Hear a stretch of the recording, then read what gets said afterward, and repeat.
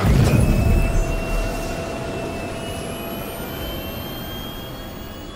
systems online. Salut à tous, c'est Schneider et on se retrouve pour un récap de la semaine sur Star Citizen. Première question du Calling All Devs pour John Crew qui reprend du service dans l'émission. Est-ce qu'il sera possible de charger un vaisseau au point de ne plus pouvoir le faire décoller? Alors ça dépendra de plein de paramètres. Un vaisseau dédié au transport de marchandises ne devrait pas avoir ce problème, mais si vous chargez votre petit Avenger avec le métal le plus dense qui existe dans l'univers, il est possible que le décollage devienne irréalisable. Pour le savoir, il faudra essayer et se rendre compte à partir de quelle charge nos vaisseaux seront moins maniables ou carrément cloués au sol. Évidemment, ça passera aussi par le changement de certains composants comme le générateur d'énergie ou le système de refroidissement vu que la poussée générera de la chaleur. La redirection de la puissance depuis les armes ou les boucliers vers les propulseurs joueront également. Et dernier paramètre, l'usure. Un vaisseau neuf avec des composants neufs donnera de meilleurs résultats que le même vaisseau usé avec les mêmes composants usés. Donc ça sera vraiment à nous de mettre nos vaisseaux à l'épreuve et connaître leurs limites. Deuxième question toujours pour lui, à quelle distance notre scanner pourra repérer les vaisseaux ennemis vu que pour l'instant c'est vraiment trop peu. Il n'a pas donné de chiffres mais ça dépendra de la qualité de notre radar, de nos scanners, de la puissance de la signature de la cible et il peut pas donner de chiffres puisqu'ils ont encore rien équilibré à ce niveau-là. Troisième question pour Kirk Tom, quels sont les plans immédiats concernant le système de regroupement de joueurs? On fera évidemment automatiquement partie d'un groupe de joueurs constitué des joueurs qu'on aura rejoints, et on pourra constituer des groupes dynamiques temporaires pour discuter par chat, accomplir des missions, effectuer des sauts quantiques groupés, etc. On pourra ajouter des gens à ces groupes en les sélectionnant depuis notre liste d'amis, depuis la liste des membres de notre organisation ou en les recherchant par leur pseudonyme. Le système de groupe interagira aussi avec le Spectrum, en effet vous ne serez pas obligé d'être en jeu pour communiquer avec les gens d'un groupe, vous pourrez aussi le faire depuis le Spectrum via le site web. C'est là que Kirk Tom a dit un truc un peu surprenant. Ils se sont rendus compte que c'est pas facile d'arriver sur un serveur et se rendre compte où sont ses contacts et ce qu'ils font. Kirk Tom parle donc d'une solution pour pouvoir rejoindre rapidement ses contacts sur un serveur et réapparaître sur eux. Heureusement, Disco Lando a confirmé peu après sur Reddit que c'est pas du tout une idée arrêtée. Enfin, on apprend que le système de chat recevra de grosses améliorations afin qu'on puisse y accéder depuis le mobiGlas et qu'on puisse mieux retrouver les gens avec qui on discute.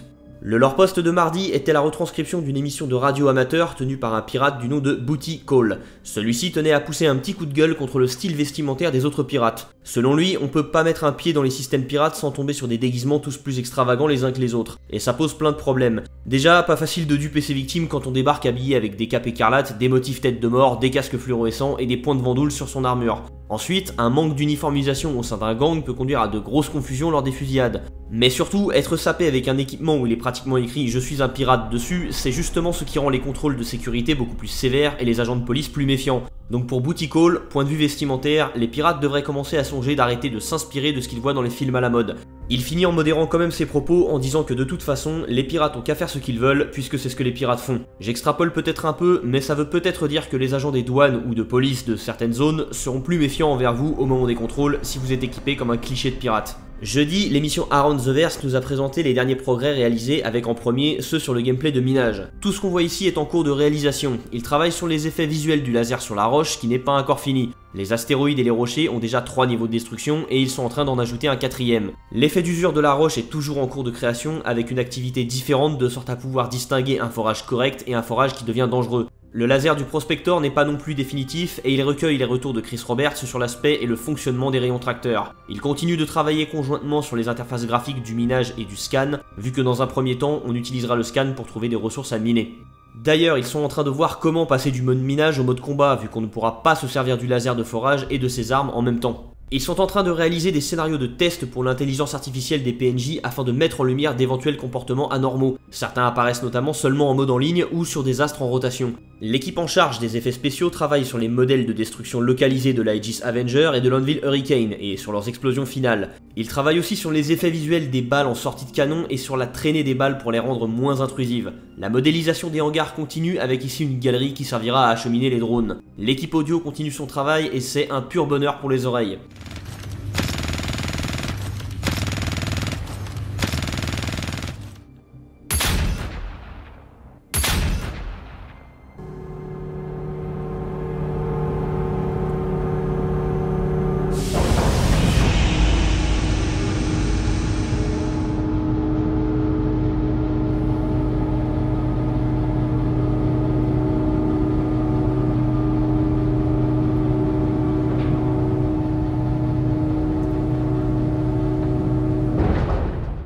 L'équipe en charge des environnements continue son travail sur Hearthstone et sur les lunes. On a pu voir des images d'un biome acide qu'ils sont en train d'optimiser, et où on trouvera des lacs de soufre, et ça fait clairement penser au désert d'Anakil en Éthiopie.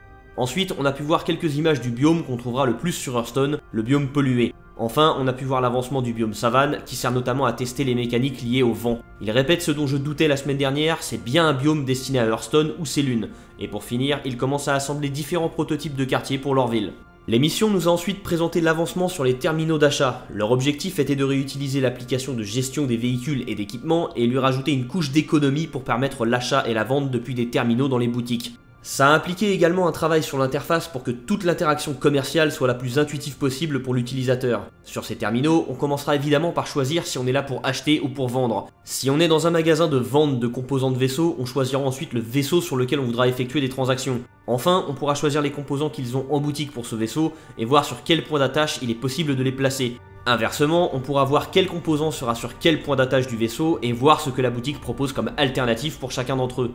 Dans les deux cas, il sera possible d'effectuer une comparaison sur les statistiques des deux composants. On pourra aussi acheter ces composants sans les équiper et les stocker dans ce qu'ils ont appelé un inventaire global. En revanche, ils n'ont pas précisé comment on accédera à cet inventaire. Actuellement, la plupart des fonctionnalités sont déjà prêtes et ils arrivent à la partie la plus intéressante pour les artistes, c'est-à-dire décliner l'interface de l'application pour l'adapter à l'identité visuelle de chaque enseigne. L'application restera la même que vous soyez chez Dumper Depot ou Casaba Outlet, mais elle aura par exemple un code couleur spécifique. Pour la suite, ils n'ont pas vraiment de plan bien précis, hormis de récolter les retours des joueurs pour améliorer les processus de l'application et son design si besoin. L'émission a ensuite parlé du Vanduul Blade. Ce chasseur Vanduul sera plus petit, plus agile, plus fragile, mais plus puissant que le Vanduul Sight grâce à ses 4 canons de taille 2 et son lance-missile de taille 1. Pour faire simple, c'est l'équivalent du Gladius pour les Vanduul. Comme tous les vaisseaux Vanduul, son aspect sera composé de formes mécaniques et organiques inspirées, il l'avoue eux-mêmes, des travaux de Hans Rudi Giger, le dessinateur qui a travaillé sur le premier Alien. Lors de l'atterrissage, les ailes du Blade se replieront et le siège du pilotage descendra entièrement de l'appareil. Il sera d'ailleurs assez spécial puisque le pilote sera allongé dessus sur le ventre. Le cockpit sera très spartiate avec le moins d'écran et le plus d'hologrammes possible. Là encore, l'esthétique sera très biomécanique. Enfin, après avoir fini le Blade, ils retravailleront sur le Vanduul Driller pour le remettre au même niveau esthétique que le Blade, parce que pour ce qui est de l'esthétique Vanduul, c'est vraiment celui qui est le plus près de ce qu'ils imaginent. C'est tout ce qu'on a vu du Vanduul Blade, mais ils se sont un peu plus attardés sur les Vanduul eux-mêmes. Quand on parle d'esthétique Vanduul, on parle souvent de structures biomécaniques, hérissées, tranchantes, mais en fait, leur ligne artistique est pas si bien définie que ça. Ce sont des pillards qui n'ont aucun goût pour l'art ou la culture. Ils savent faire preuve de créativité quand il s'agit de faire de la rétro-ingénierie sur ce qu'ils ramassent, pour combiner et réassembler à leur guise, mais pas quand il s'agit de créer de l'art. Ça vient du fait que c'est pas quelque chose qu'ils ont développé au cours de leur histoire, ce sont des conquérants qui sont seulement intéressés par être l'espèce dominante et tout bouffer autour d'eux. Donc au final, il y a bien des éléments esthétiques récurrents, mais leur équipement est tellement un rapiessage de tout ce qu'ils recyclent qu'il est pas rare d'y retrouver des éléments immédiatement reconnaissables comme étant d'origine Banu, Xi'an ou même humaine. Ils raccordent le tout avec une sorte de pâte ou de silicone, on sait pas trop, qu'ils produisent grâce à leur moissonneuse. On sait pas ce que c'est, mais ça leur permet de souder un peu tout ce qu'ils veulent sur leur vaisseau. Les développeurs se réservent bien sûr le droit de changer tout ça, c'est pas définitif, et ils verront si tous ces choix esthétiques fonctionnent avec l'intégralité des vaisseaux de la flotte Vanduul. Pour finir, l'équipe en charge des vaisseaux continue d'ajuster le MP de l'Avenger Warlock et réalise les différents niveaux de détail pour la soute de la variante Titan. Et sur le 600i, ils avancent sur les quartiers du capitaine et sur le hub central du vaisseau. Vendredi, l'émission Reverse the Verse accueillait Hugo Silva pour continuer de parler des terminaux d'achat. Est-ce qu'on pourra acheter plusieurs items à la fois ? Alors on pourra sélectionner la quantité choisie pour un article donné et on pourra cliquer directement sur acheter, on n'aura pas à remplir un panier et à le valider. Est-ce que les PNJ pourront remplir le rôle des terminaux d'achat pour donner au commerce plus d'immersion? Alors ça sera difficile car de toute façon il n'y a pas assez de place dans les boutiques pour entreposer tous les articles que les artistes créent. Est-ce qu'on pourra se faire livrer dans nos hangars les équipements qu'on achète? Pourquoi pas, ça dépendra des retours des joueurs. Est-ce qu'on aura des fonctions de recherche pour filtrer les articles sur les terminaux? Pas pour l'instant, mais ils y penseront quand il commencera à y avoir trop d'articles. Est-ce qu'on pourra comparer deux articles? Oui, même si dans un premier temps, la comparaison sera limitée à des descriptions. On aura plus tard des comparaisons plus détaillées avec des chiffres. Est-ce qu'on aura un historique de nos achats pour par exemple racheter toujours les mêmes types de munitions? Pas pour l'instant, mais il estime que c'est une idée intéressante. Est-ce qu'on aura une quantité d'articles limitée dans les boutiques? Alors dans un premier temps non, mais plus tard oui, et c'est ce qui fera qu'on sera parfois obligé de se déplacer dans l'univers pour trouver tous les articles qui nous intéressent. Est-ce qu'on pourra consulter l'application de la boutique via le Mobiglass? Parce que s'il y a 3 terminaux dans le magasin pour 15 clients, ça posera problème. Pour lui, c'est une excellente idée qui sera probablement nécessaire. Enfin, est-ce qu'on pourra utiliser ce genre de terminaux pour acheter des équipements avec des racks? Probablement pas, car si les équipements achetés avec des REC ne peuvent être utilisés que sur l'Arena Commander et Star Marine, l'achat d'équipements avec des REC ne pourra certainement pas se faire sur les terminaux physiques de l'univers persistant.